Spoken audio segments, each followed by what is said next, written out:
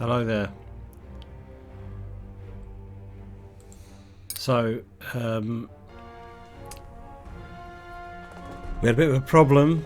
Episode 5 decided to go corrupt on me and I couldn't actually upload it in the end. It took me hours of trying, but in the end I had to disregard it. So I made episode 6, but episode 5 went really well actually. It was an attack mission where I lost about 30 men, but overall did a good clean sweep and picked up a lot of equipment. So then I thought, you know what, I'll do episode 6 and just join episode 5 and 6 together. And it turned out that it was a defense mission, 2-star difficulty, and you'll see the carnage as it unfolds during this episode. You can see that I was doing some bits through the research tree and adding troops to the roster and so on. So my idea was to get rid of the American howitzers that I had, because you can't resupply them in the field on the Valour mod, and to then research down to the howitzers on the German research tree, which I did, and I bought 2. I had a lot of extra equipment I could sell off, so that was fine. They have great range. They got about 300 meters, but they're not very accurate at that sort of range unless you've got spotters out there, I think. Anyway, you will see it unfold. So you can see on the tree at the moment the various bits and pieces. There's 2 German howitzers there. So we get into the defense mission, and it's 2 zones that are fairly close together in what I think is quite a good situation for me to be able to defend this, you know. So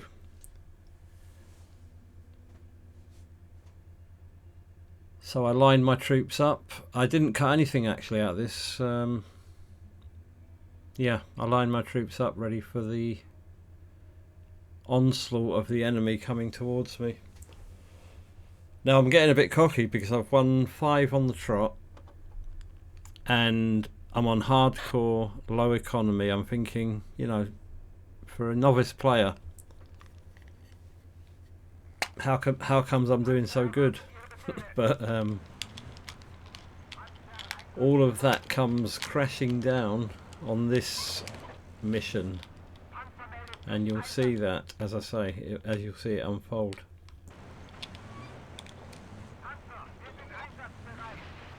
So at this point in time I'm just sort of arranging the troops. My idea was to put the 2 howitzers in the far corner,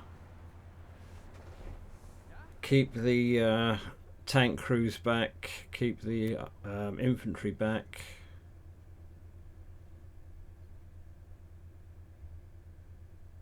and just sort of dot the guys around. For some reason when you put these foxholes in, so on the unit it tells you how many foxholes you can dig, so I dig that amount and they all end up clumping around one foxhole for some reason. Maybe there's one guy in there that can't dig a foxhole or something like that, I don't know. But it does actually tell you how many you can dig, and you would think they would all go into their own foxholes. But anyway, there you go. Enough of the foxholes.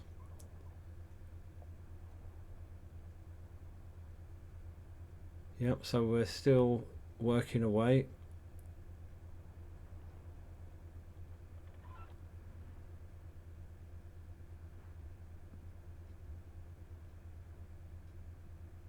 Yeah, so just putting the defences up.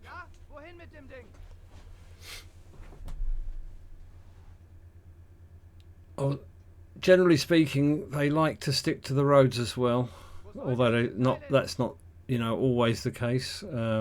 So good to cover the roads apparently. So I was keeping that in mind as well, trying to get good vision across the fields. The thing is, as you progress, so does the enemy, and if you're not investing in significantly tougher equipment, it can go pear-shaped very quickly. But then with low economy, you don't have that much research available to unlock, and you don't have that much resource available, like in the form of coins, to be able to buy that stuff that you've researched. So here you can see I've put the two howitzers out together in the far corner of the map, and you'll see when I put them out how far they can reach with their range.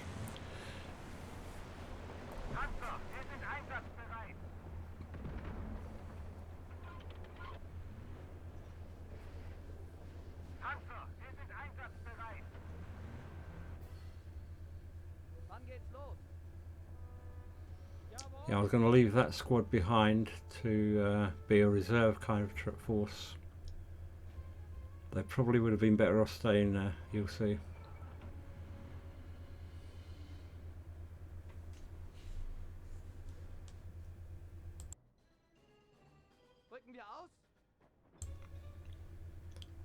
Yeah, as I say, it's just the setting up time at the moment, so nothing really drastic going on.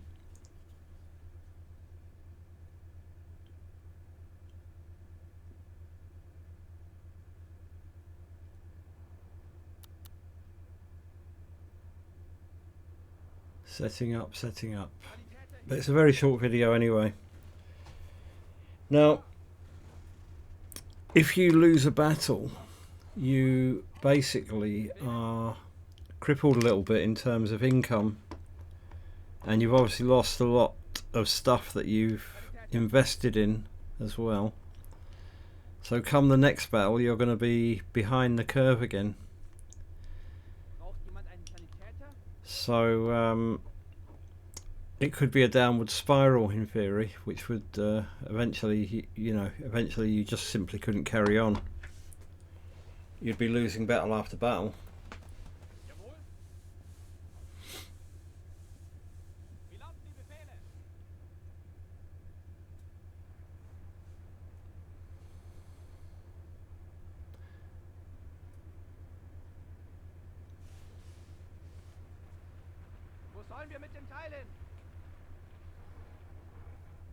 So here I'm sort of testing the range of the howitzer, and if you look on the little mini map, you can see that I can almost reach the other side of the mini map. So they've got tremendous range and they do a lot of damage, but they're not hugely accurate, which is one of the problems with them.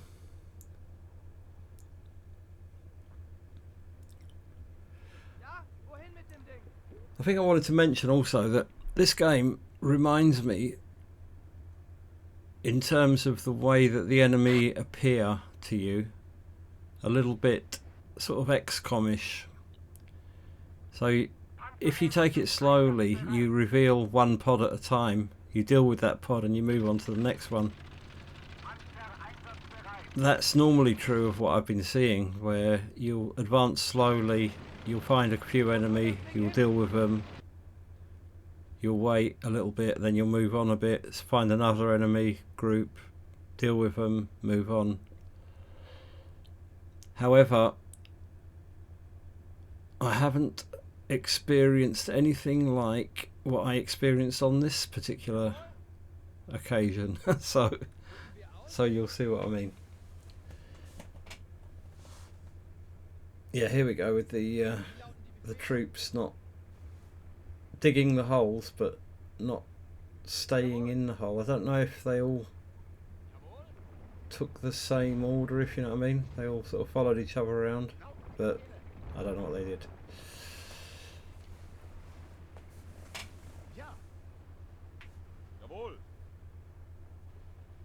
It would be good actually if there was a bit more AI. I don't know, a bit more, I guess, intelligence, let's call it,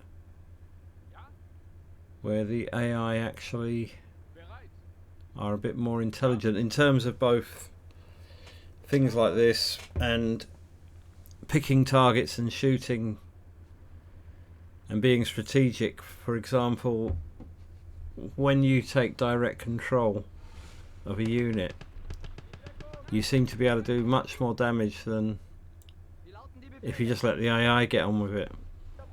But I have had the reverse as well, where I haven't been hitting anything and then switched it back to the AI and they started wasting everything in sight. But generally speaking, taking it direct control is actually more effective, especially with like being stealthy and crawling around and so on, and throwing grenades at AT guns and what have you.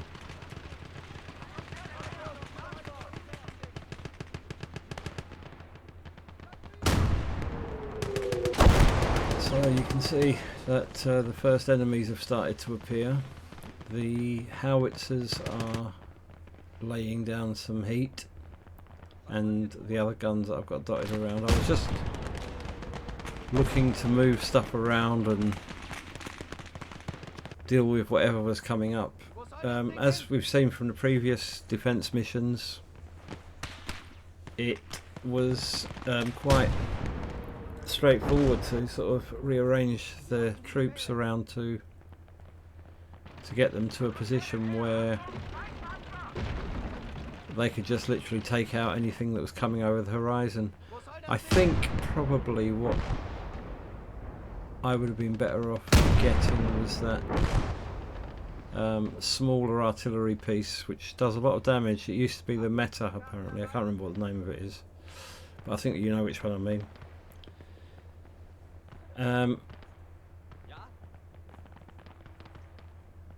Yeah.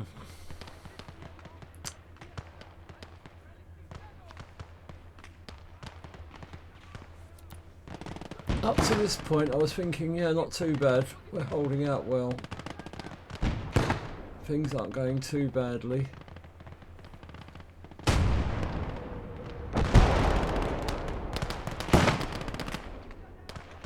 And then quite a bit of enemy armour starts turning up very shortly.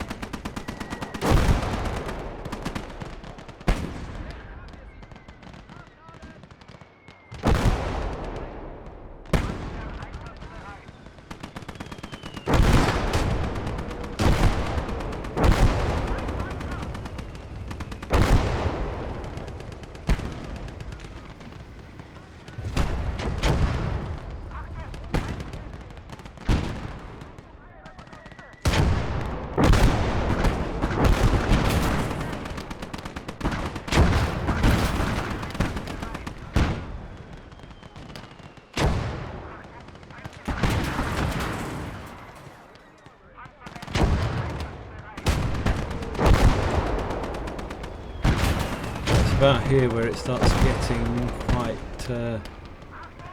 intensified. They just seem to have unlimited things, unlimited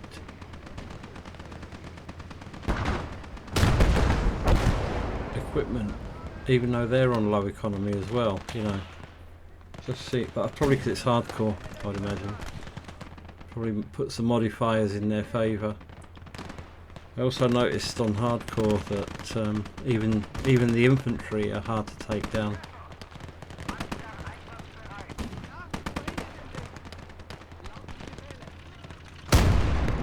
They'll eat a lot of lead before they're put down. And I think the most penetration I had on any gun on the field, apart from the howitzers, was around 60 mil, let's say, which would be the flak cannons. The Sherman, I think it is. But this tank here does have 90 mil penetration, but only at sort of 30 meters, and it's now ended its life, and so have the crew. They tried to run away, but we'll take down one guy before they get put down themselves. But there you go. End of them. And this is where it all starts to go pear-shaped, really, from here on in. I don't know why I put that unit up there, because I was basically sending them to their death as well.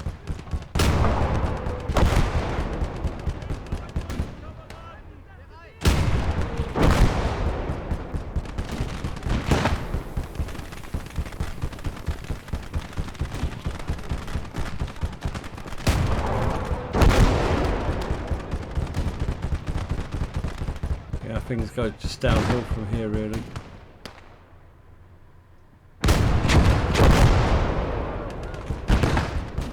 With no real armour piercing capability, and really that's it, really. Armour piercing capability. That's another learning. So yeah, maybe field guns or tanks or artillery with armour piercing capability may have helped a lot. The two howitzers I was kind of depending on didn't really give me anything.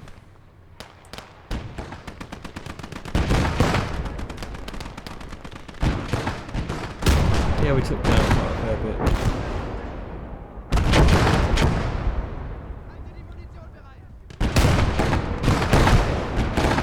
I tried to bring the mortar back to get it out of range, but then you can see he died a death with one massive blast,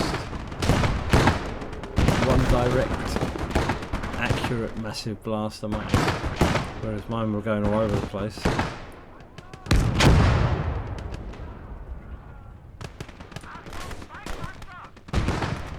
And things went downhill.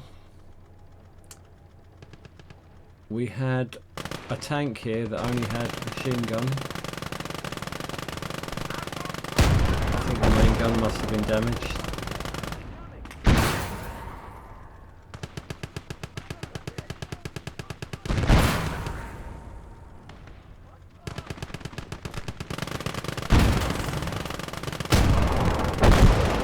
Although we did some damage, but not particularly. I mean, them things are pretty tough. They've got to think about 80 mil armour, if I'm not mistaken.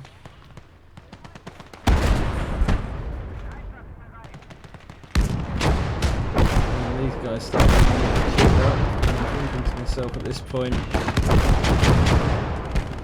I don't think I'm going to survive this, and you know, there's nothing left now. No tanks, no guns. And the men that we've got left are just prey now for the enemy, really. It was that one tank, really, that kept coming in the back, and I think they might have had a big artillery piece sat back somewhere as well. So I decided to retreat, and you can see the numbers there.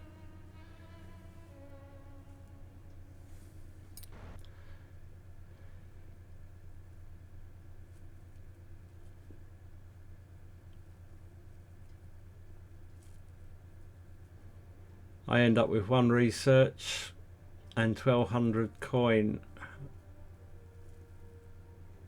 and that was it, and a loss on the record. 1-5, lost 1. And now my forces will be depleted a bit, and I'll have minimal amounts of research for the next round, the next attack phase. And there you have it. So I will see you in the next one. Thank you very much.